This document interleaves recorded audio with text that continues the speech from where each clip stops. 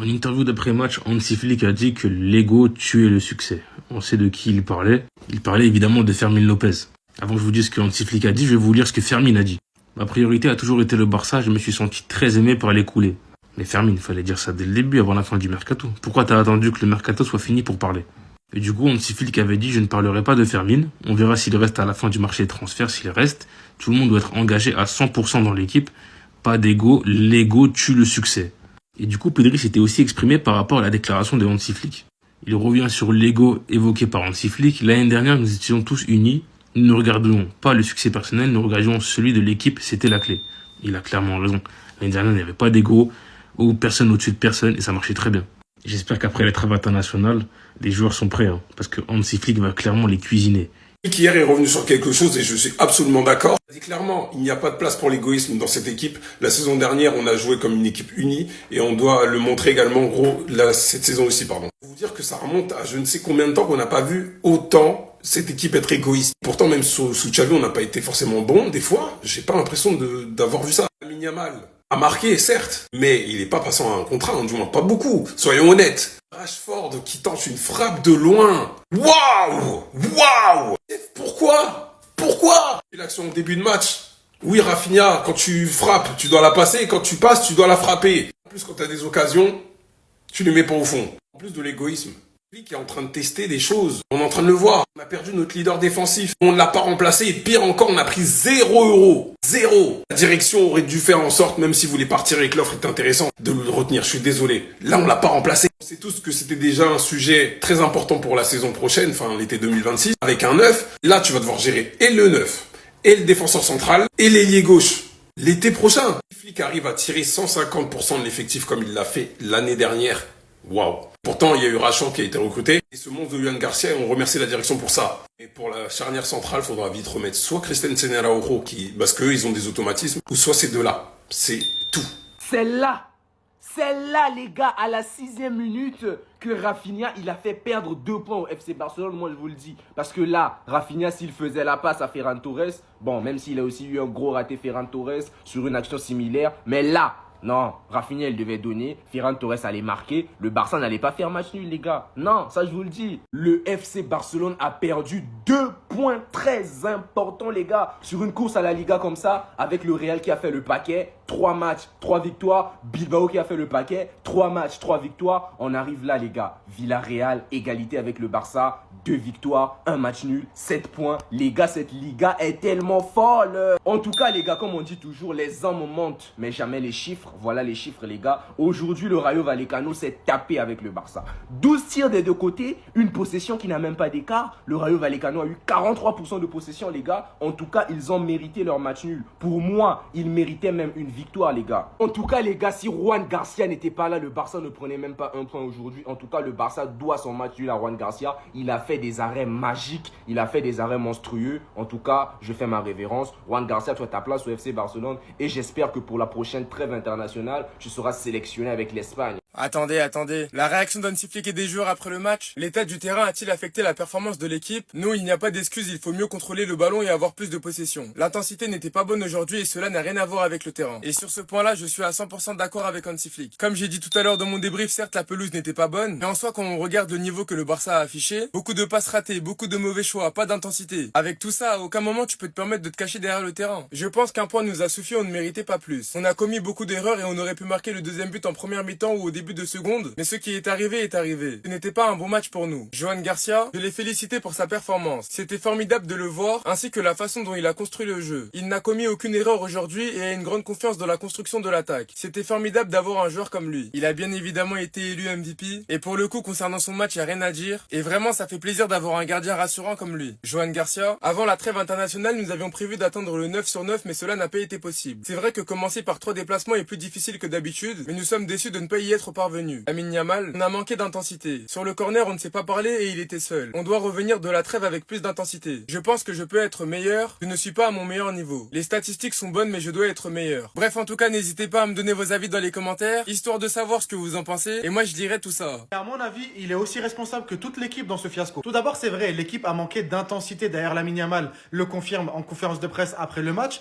On a manqué d'intensité. On se dirige maintenant vers l'équipe nationale, mais à notre retour, il faudra retrouver plus d'intensité. d'intensité. Moi, j'irais même plus loin, Lamine. En fait, vous la racontez. En fait, vous la pétez. En fait, vous jouez comme si vous étiez déjà champion. Hansi Flick vous a prévenu une fois contre Mallorca. Il vous a reprévenu contre Levante. Et là, vous recommencez contre le Rayo. Et bah voilà. La Liga, ça se gagne sur ce genre de déplacement-là. Ça se gagne pas contre le Real Madrid ou contre l'Atlético Madrid, je sais pas où. Ça se gagne dans ce genre de déplacement. D'ailleurs, même Hansi Flick le confirme. L'année dernière, nous avons travaillé en équipe. Et le plus important, c'est qu'il n'y ait pas d'ego. Car cela tue le succès. Je l'ai dit aux joueurs aujourd'hui, avant que la plupart d'entre eux ne partent en sélection, il fallait que ce soit dit. J'ai rien à ajouter de plus. Clairement, ça se la raconte en fait sur le terrain. Ça se prend pour je sais pas qui. Mais maintenant que ça c'est dit, à ton tour mon gars. Début de match, la VAR fonctionne, il n'y a pas de souci, tu joues le hors-jeu. Derrière, on t'annonce que la VAR n'est plus fonctionnelle. Toi, qu'est-ce que tu fais? Tu continues à dire à l'équipe de continuer à jouer le piège du hors-jeu, sachant que le piège du hors-jeu, ça se joue souvent à un doigt de pied. Et la plupart du temps, c'est la VAR qui le détecte. L'arbitre de touche, c'est impossible pour lui de voir ça. Ça a l'air de rien dit comme ça, mais en ne revoyant pas ses plans, pour moi, il a complètement perdu la partie contre l'entraîneur du Rayo qui, lui, leur a donné des consignes en fonction de la VAR. Il a vu qu'il n'y avait pas de VAR, il a dit directement au gardien, commence à envoyer des ballons longs. Ils veulent s'amuser à jouer leur jeu, et ben y a pas de souci, on va jouer. Aucune action n'a fini au fond des filets parce qu'il y avait ce mec-là, mais je peux vous le garantir que sans lui, on finit avec une manita. Tout ça parce que Hansi Flick n'a pas voulu se réadapter. Le pire, c'est qu'on l'a vu contre l'Inter Milan l'année dernière, ça nous a coûté une place en finale, et c'est exactement la même chose qui se reproduit aujourd'hui. Enfin bref, moi j'accable pas que lui, c'est toute l'équipe qui est fautive, et lui aussi doit se poser les bonnes questions au même titre que les joueurs.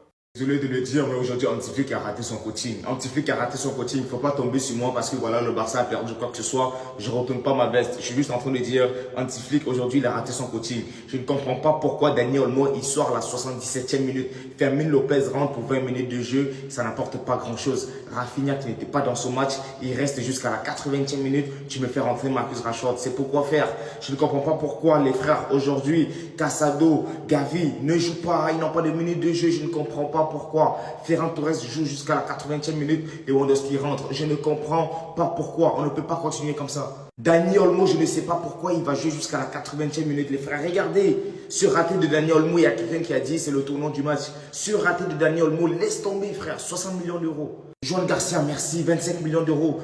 Sans ce mec-là, les frères, aujourd'hui, on se termine en 6-7-1. Laisse tomber, je vous ai sorti la compilation de son match. Lamine Yamal, aujourd'hui, c'est bon, confiant pour prendre le penalty. Mais à part ça, toute l'équipe était terrible. Je n'ai vraiment pas compris comment on peut finir 1-1 face au Rayo. Laisse tomber, frère. Parce qu'il en a marre de cette affaire des enregistrements de Liga. Et il l'a clairement expliqué en conférence de presse. Voilà, je vous mets ses propos. Flick admet qu'il n'est pas content, même s'il a quand même précisé qu'il a confiance en la direction du club pour régler cette histoire avant le début du match. Parce que là, au moment où je fais cette vidéo, donc on est environ 48 heures avant le début du match, eh bien, il n'y a aucune des recrues qui a pu être enregistrée. Et c'est pareil pour Gerard Martin et pour Chesney.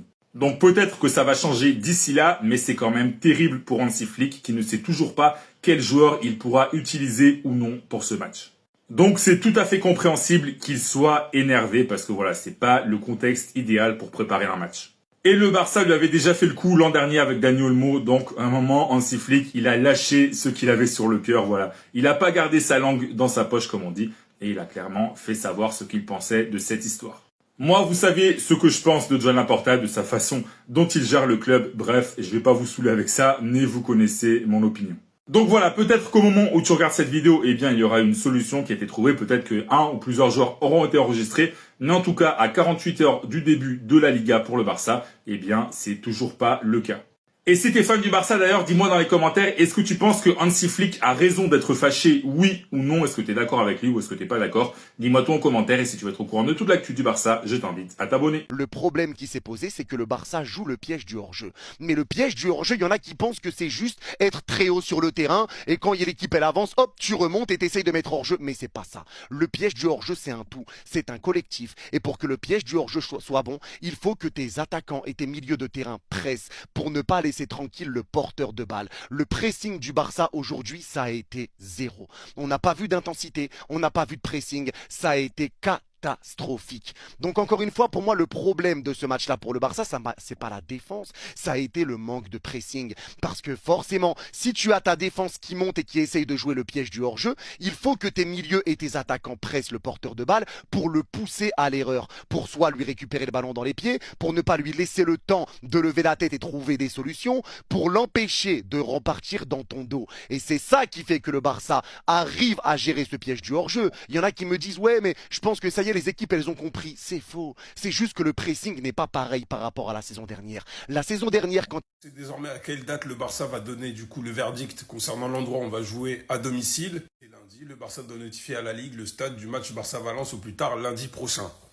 Dieu Père Laporta, pitié, pitié. On pardonne le 10 août, y a pas de problème. Même si ça fait beaucoup de mensonges et encore. Mais ça y est, en espérant juste que t'aies pas fait le mort sur le terrain comme ça pour rien. Pardon qu'on revienne au Camp Nou. Quand on regarde la billetterie du club, on voit qu'il y a toujours pas le lieu, alors que d'habitude, il y a Montjuïc, enfin bref, les noms des stades, quoi, où on joue habituellement. Surtout que le Barça a obtenu le certificat d'achèvement de la phase 1. Donc, en gros, c'est terminé. Néanmoins, ils ont besoin de l'approbation de l'ECA, du coup certificat professionnel, pour obtenir une licence de première occupation permettant l'ouverture du stade. Donc, rien n'est fait encore. Donc, lundi. Sachant que le Montjuïc n'est pas disponible pour un concert, de ce qui se dit, la possibilité, encore une fois, c'est de le jouer, du coup, à Gérone. J'espère vraiment pas. Bon, quand tu vois que le stade Jordi Cruyff fait également une possibilité, même si encore une fois j'ai du mal à y croire, parce que même si tu installes la VAR, même si tu fais ceci, cela, c'est en dehors, enfin il peut pas être homologué par la Liga, c'est pas possible. Mais bon, tu me diras, il y a le stade du Rayo Vallecano qui est pire. Donc on va voir en attendant. Sinon, si le stade réouvre pour Barça-Valence, ça va être là, du coup, que les supporters vont être. À suivre. Les gars, regardez Lamine Yamal, il rigole avec le traître. Franchement, il me déçoit. Ça, c'est ce que j'aurais dit si j'étais malhonnête, mais dans le fond, Nico, il a raison. On est le 1er septembre, on n'est toujours pas au 1 pour 1, pendant que les autres, ils sont en train de s'éclater sur le mercato. Nous, on doit relever que Lamine Yamal a supprimé toutes ses photos avec Nicky Nicole. Lui, il est à 3 victoires en 3 matchs en course pour être élu joueur du mois. Nos recrues qu'on achète à bas prix, on n'est même pas capable de les inscrire, on les inscrit avec le Barça Athlétique. Tu vois des Villarreal qui font des mercatos à plus de 100 millions. On se fait devancer par des clubs comme Levante et Yayon qui était une cible du Barça a été transféré ce soir. Sur la page de Fabrizio Romano, tu vois des Here We Go de partout, tous les clubs ils sont concernés. Nous, on a un tout petit article, on vient de prêter Hector Fort à Elche. Tu vois tous les clubs, ils sont là, ils s'amusent, ils suivent des sagas. Même Nicolas Jackson, j'aurais préféré le vide plutôt que de rester là à regarder tout le monde. Parce que au moins tu vibres, au moins t'as des émotions. Nous, on est là, on regarde, on scrolle. Et sans parler de Liverpool, les clubs de Première Ligue, ils sont là, ils se font plaisir. Mais ils ont raison, c'est nous, on fait pas notre taf. On se plaint des autres clubs, mais c'est notre club qui fait pas son taf. Non mais profitez les frères, profitez, même l'Atlético Madrid, ils ont dépensé je sais pas combien. Vous avez raison les frères, savourez. Dites-moi vous en pensez en commentaire les gars, n'hésitez pas à vous abonner, vous êtes des bons, nous on avance.